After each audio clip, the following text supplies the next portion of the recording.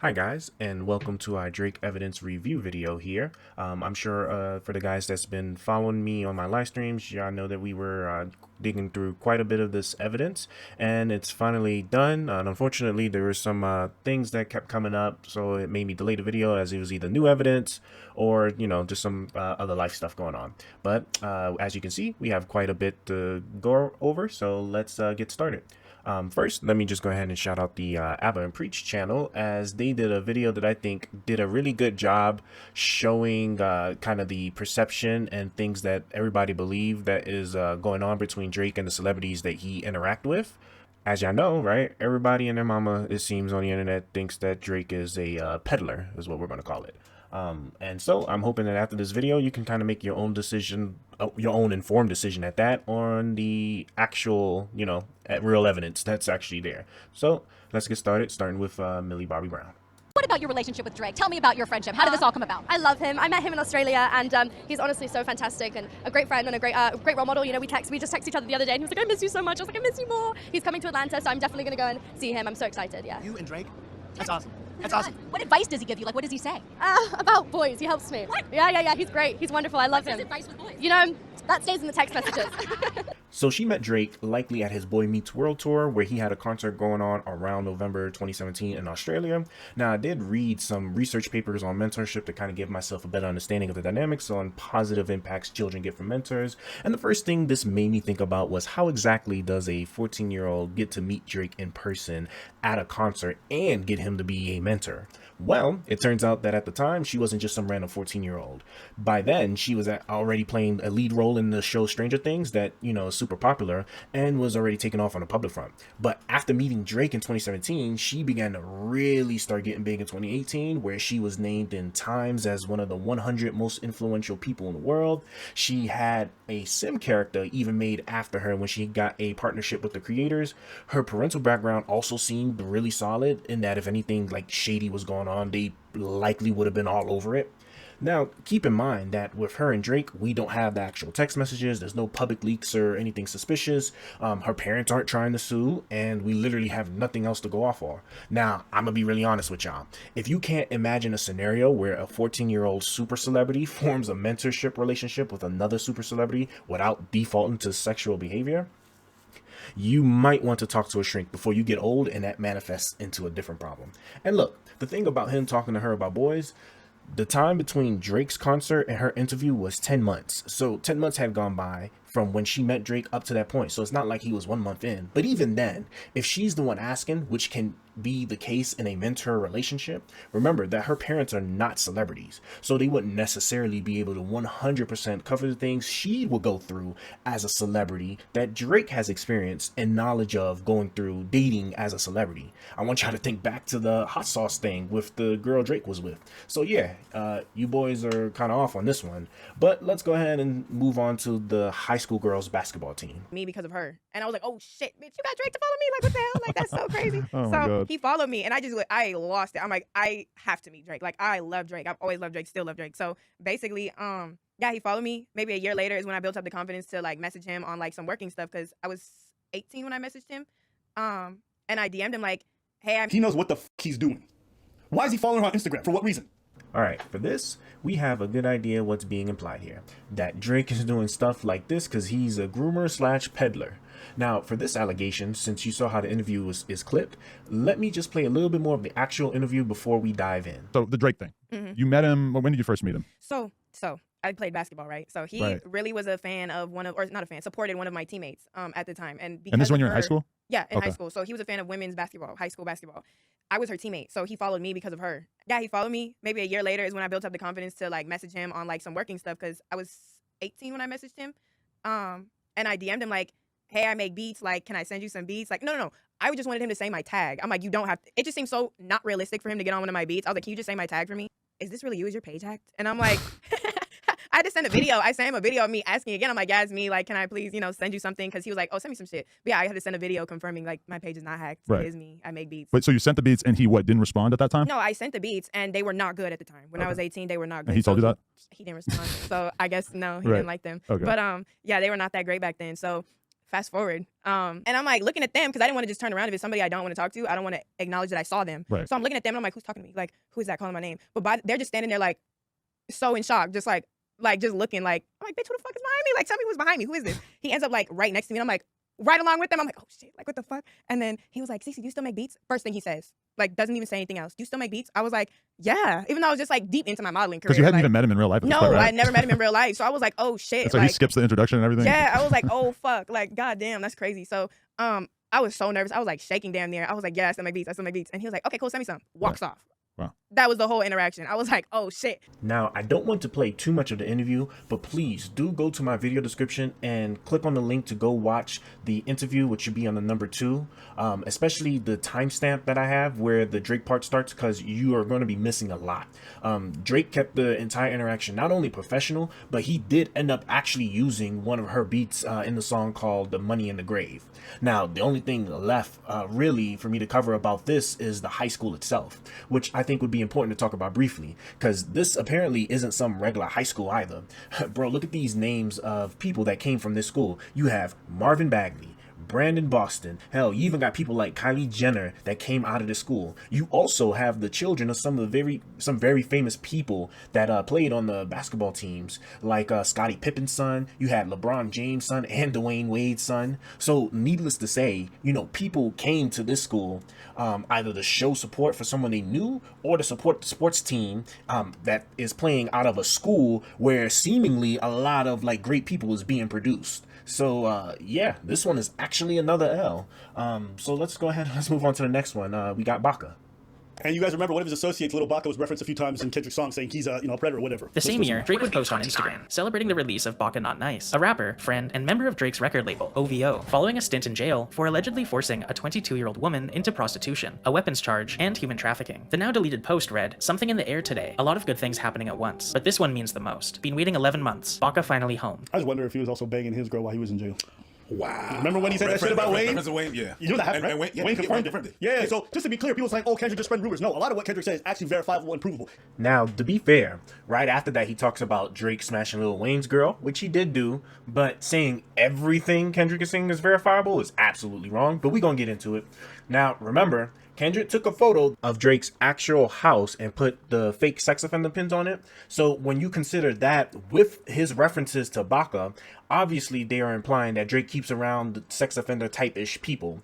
And look, I'm not saying I'm Inspector Gadget, but I was sure enough having a hard time searching for what seems to be all these people at the time, and I ended up just posting in people's comment sections to give me some leads, which one of them did tell me Baka. So I looked into that because I remember what they just said in the video, which I'm gonna even play the section one more time just so you can remember. Following a stint in jail for allegedly forcing a 22-year-old woman into prostitution, a weapons charge, and human trafficking. I want y'all to remember that forcing a woman part, because we're gonna come back to that. So anyway, I found this article from Toronto Sun that seemed to cover a lot of the facts. I cross-checked it and it seemed like the other articles I was coming across were saying the same thing.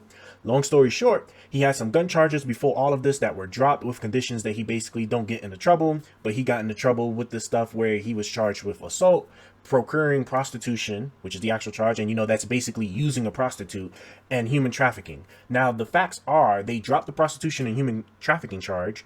He was apparently dating an escort for a couple of months. Now, y'all know what escorts are on paper and what they may or may not be behind closed doors, but he was seeing the same escorts for months apparently. So it's definitely plausible, and it was actually said in the article that they were actually dating. But remember what they was just saying earlier. For allegedly forcing a 22-year-old woman into prostitution. Now, because she was still an escort, that's where your prostitution and human trafficking charges would come from, which is my problem with how this whole thing was portrayed. Because when you hear prostitution the way it was portrayed, you would have thought that the man was a pimp sending women to the corner, especially when you include the human trafficking charge that was added. Because when you think of human trafficking, you think of people literally being smuggled and moved across state lines and borders by force to be sold and used.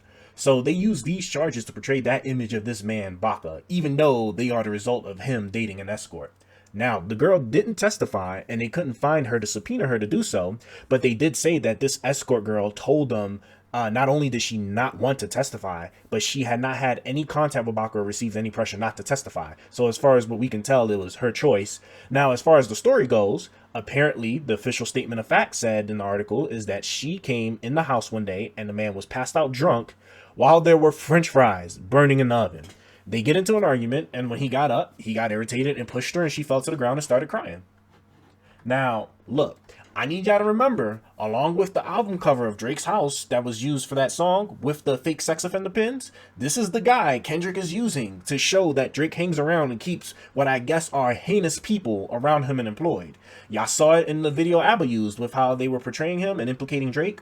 Needless to say, this is another L. And let me tell y'all, just like I was saying on my research live streams, as we were researching all these different events used for the allegations against Drake, I started getting real disappointed and even upset, really, because I was coming in this unbiased and I was trying to really find something that concretely was like crazy. But let's continue now to the concert video. And oh, I forgot to add it to the list. Now let's take a look. Started when footage from a 2010 Drake concert began circulating the internet. Footage where a 23-year-old Drake invites a girl from the crowd on stage, dances with her, smells her hair, massages her shoulders, puts his arms around her, and then starts to kiss her neck.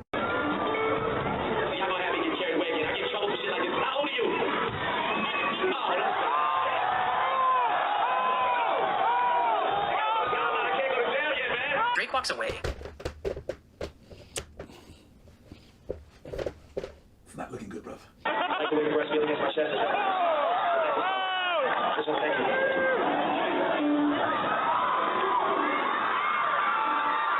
It is a sickness of the highest order. It is deviant, therefore we don't want it. Okay, now this one is going to take some extra care in talking about. I want to be clear that I am not making a moral argument with this video. I am looking at only the facts as they pertain to what is being alleged. I am not here to argue anything regarding morality. Do I think, for example, a 40-year-old person should be with a 17-year-old person? Personally, no. But the issue here is that a lot of y'all on the internet, as you can see with what we've been going over so far, are not making a moral argument. You're making a violation of the law argument. At no point do I ever think that other people from other cultures in other countries with other laws should live and act how I do. I don't even think that with the people in the US. And I want to make this clear because more arguments like the ones you would try to have with this are honestly pointless. Because people would have a problem with a 30-year-old dating a 20-year-old, but won't have a problem with a 40-year-old dating a 30-year-old, even though the age gap is the same. And if you're in the camp where nobody should be with a 17-year-old, not only do you find that these people tend to make Olympic level jumps when you start asking them specific questions about why they feel that way after you start giving them examples like what if the other person is 18, which they tend to say that's fine even though it technically violated their moral position. But when you give them an 18-year-old dating someone who's 27, then they start to feel a little different about it even though it doesn't violate their original stated position. And the last thing I'm going to say about it is that if you're of those people where 18 is the magic absolute moral number, well, apparently half the states in the United States and a lot of countries around the world apparently disagree with you since their age of consent laws is 17 and some of them are even younger. But this is why I don't do moral arguments, because some of y'all that argue this moral stuff seem to not care that y'all live in places where it's okay to marry your cousin. So now, getting to this concert video, fact of the matter is that it was held in Colorado, which has an age of consent of 17. And to be upfront, I didn't bother to pinpoint the exact date the law was passed to make sure it was in effect at the time, because I think it could be safely assumed that if the law was different back then, which is unlikely, the age likely would have been even younger. That's what seems to be the case, even when I read this Colorado State Legal Counsel memorandum from 2018 that breaks down how a lot of states allowed 14 and 15-year-olds to consent if the age gap between the two was under a certain number, and then it goes into the stipulations, blah, blah, blah. So I say that to say, again, not making a moral argument, that the facts show that the age of consent was 17 in Colorado, where this concert was being held at. Drake was only 23 years old at the time, so he was significantly younger than like what y'all are like seeing him now. And the girl was 17, giving you an age gap of only 6 years, which doesn't even meet the class 1 misdemeanor charge for Colorado, which needs a person to have a 10-year age gap. So look, for the sake of it, I'll give it a yellow X. Nah, what am I talking about? I'm looking for evidence that proves specific peddler activity, right? That peddler activity that's occurring because remember, Kendrick has been using his diss tracks against Drake using the whole peddler argument over and over. So this is another L. So I'm gonna have to just give it a red X. All right, let's try to speed run through these last few, starting with the Haley girl. In May of 2016, 29-year-old Drake was spotted eating dinner with 18-year-old Hailey Bieber in West Hollywood. Due to their allegedly flirty interaction and Drake wearing a matching H necklace, rumors of them dating began circulating, with Entertainment Tonight even alleging that the two hooked up. Now, Haley actually met Justin Bieber in 2009. She met Drake sometime shortly after that, so she was clearly being exposed to famous people. She was dating Justin Bieber at that time until about around 2016, which is when you get this article and the stories about her and Drake possibly dating. She did an interview where she said she knew Drake for a long time, but people making the pedo/groomer arguments seem to forget that she was still dating Justin Bieber up until that point around 2016, where she was seen wearing the matching necklaces. Now, the thing is, she also said around that time that she was also shooting a video with Drake, so this was business, and that he was a great friend, but nothing more.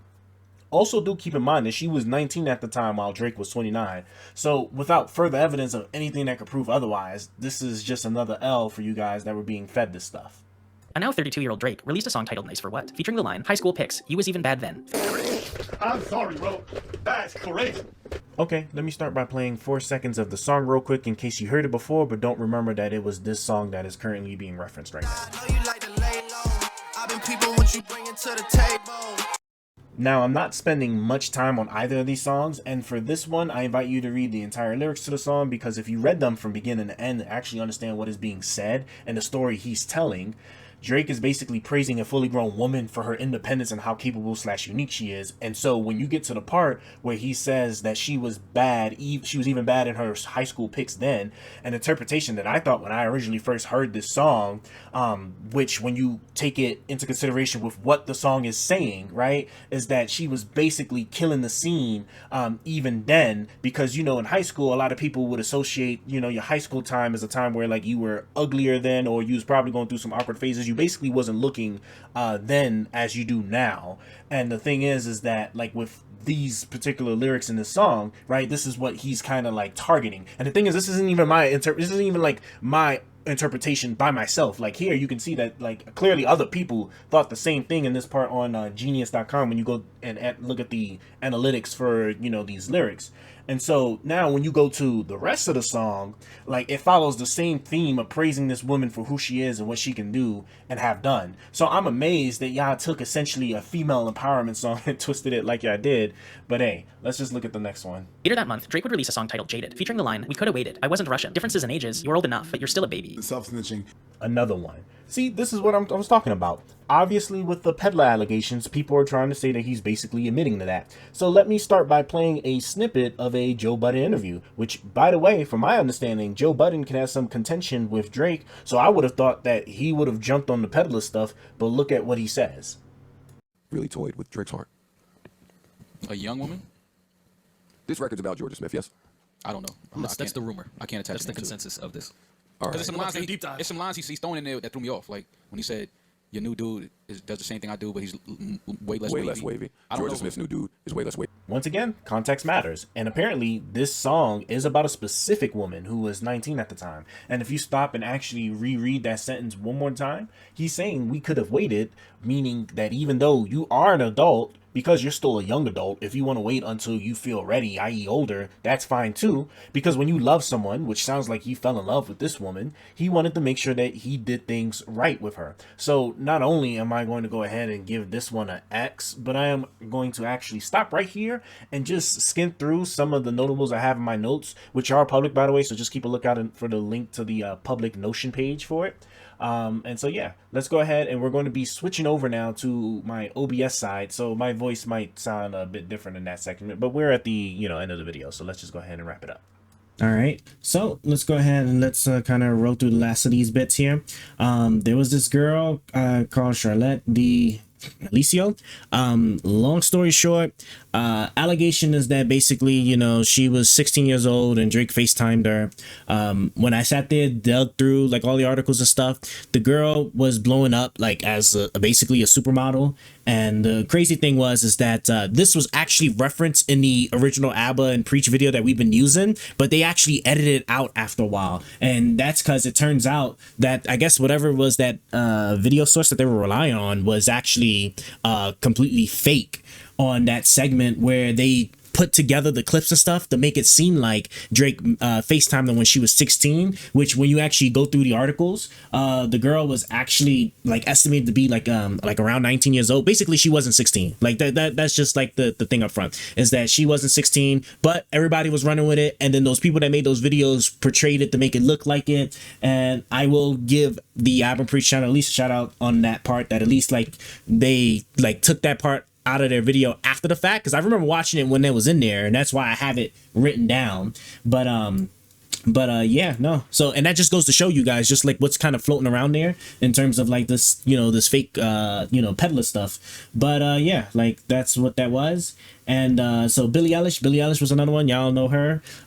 She was actually, there was an interview she was given where she was 17 at the time, and she was asked, if I'm not mistaken, like, who's all the famous people you text? And she was naming all these different people, and then she stopped at Drake, and then she was just like, oh yeah, you know, talking about how, you know, nice Drake is and stuff, and she was just kind of ecstatic about it. So like she's clearly held that man in a high regard, but you know, people was using that to kind of point it out. And she did even come out and say, I do believe, I'm not even gonna go through it, but like, yeah, she came on the record to be like, basically the y'all tripping, like kind of having issues with her texting, because again, these people live in separate realities from the rest of us. All right, celebrities have different ecosystems basically of the people that they get exposed to, they interact with, they what's the word I'm looking for, network. So like, you know, this is what you would typically expect in like the celebrity world. I'm pretty sure your people in your Harry Potter movie, the people in the goddamn what's the other ones, like Jungle Book, like the voice actors for like the Paw Patrol, like these are all people that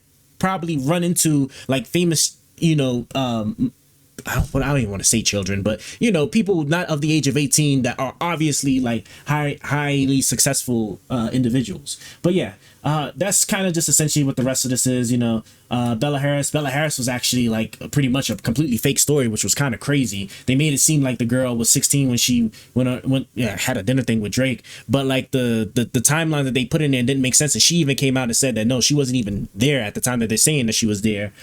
So yeah, no, that was that. Hot Sauce Girl, that's from the Millie Bobby Brown thing. That was from like my extras, because I was trying to like I was gonna like kind of dive into it, but it doesn't look like the girl actually filed a lawsuit, or at least I can't find any information about it.